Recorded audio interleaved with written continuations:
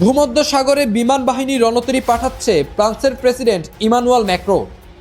মধ্যপ্রাচ্যে ক্রমবর্ধমান সংঘাতের মধ্যেই ফ্রান্সের প্রেসিডেন্ট ইমানুয়েল ম্যাক্রো ঘোষণা করেছেন ভূমধ্যসাগরে দেশের বিমান বাহিনী রণতরী চার্লস দ্য গল মোতায়েন করা হবে।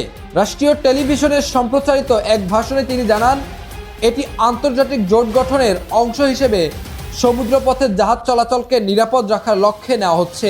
ম্যাক্রো আরও বলেন, হরমুজ প্রণালীর সম্ভাব্য অবরোধ ও ক্রমবর্ধমান সংঘাতের কারণে সুয়েজ খাল ও লোহিত সাগরে জাহাজ চলাচল বিপন্ন হয়েছে। তাই আন্তর্জাতিক সম্প্রদায়ের সঙ্গে সমন্বয় করে দ্রুত পদক্ষেপ নেওয়া প্রয়োজন।